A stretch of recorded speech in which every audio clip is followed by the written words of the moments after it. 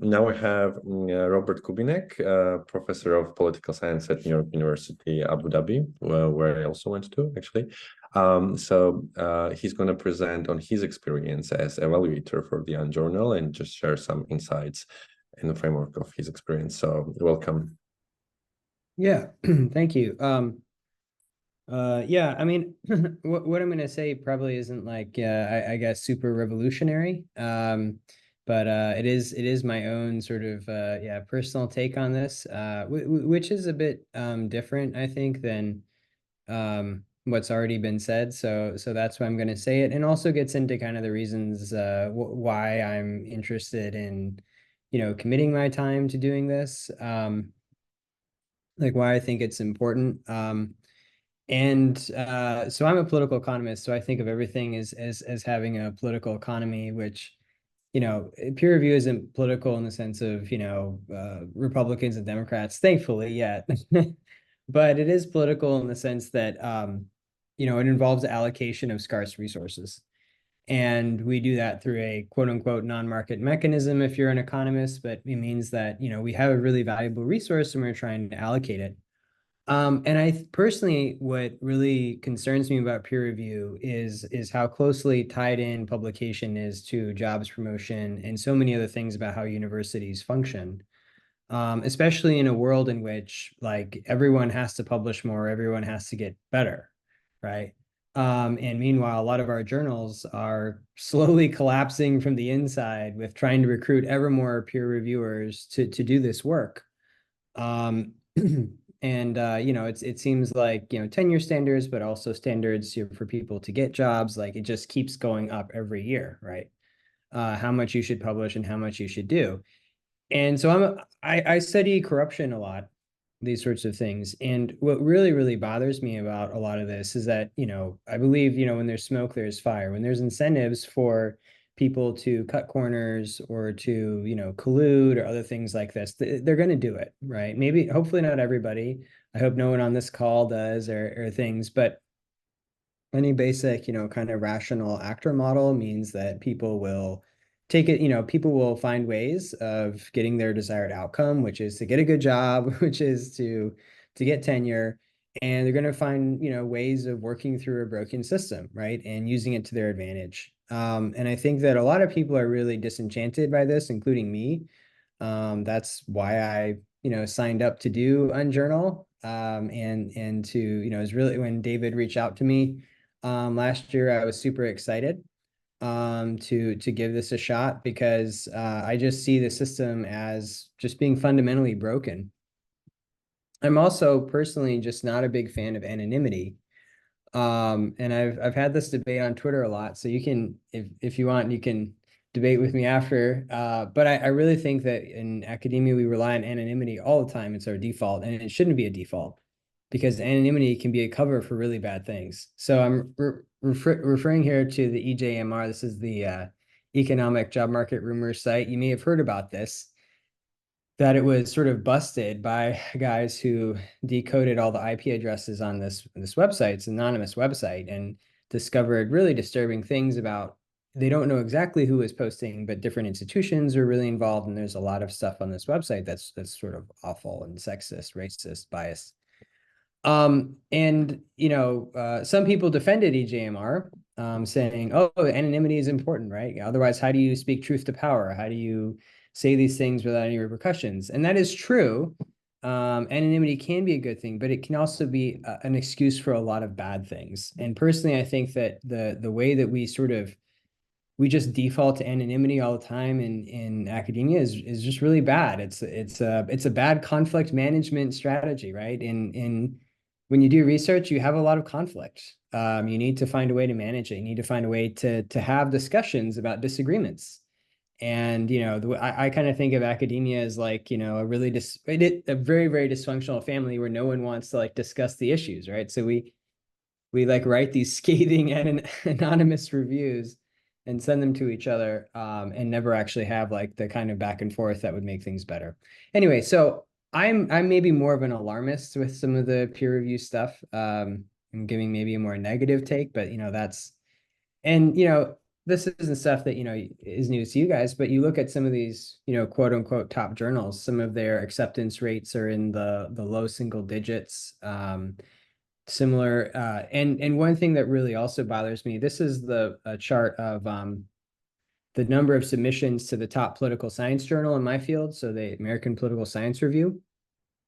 This is not a very long time series. This only starts in 2008, the year I graduated from college, if you need to know.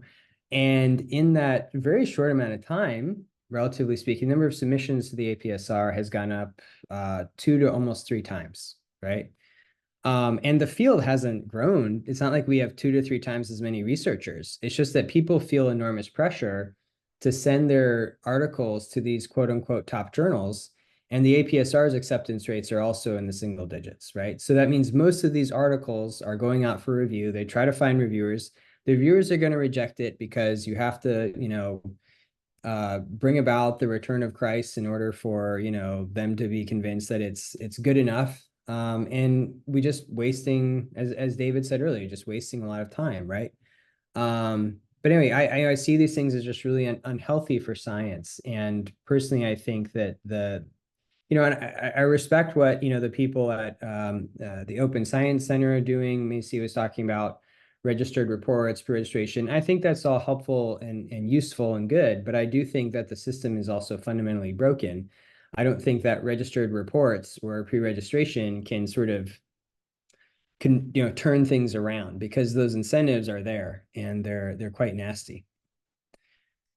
And why do I like open science? Why did I want to Unjournal? Why do I want to do it? Because I think that the only way to deal with these really bad incentives is try to be as transparent as possible, right? So in decades of studying corruption, one of the only sort of lessons from that literature is that transparency helps. It doesn't solve things, it doesn't get rid of conflicts of interest, but it's the one thing you can do that can make a difference. And the weird thing to me about people talking about peer review, and like they view open peer review as this radical concept, but it's not. It's been going on since the beginning of science, scientists commenting on each other's work.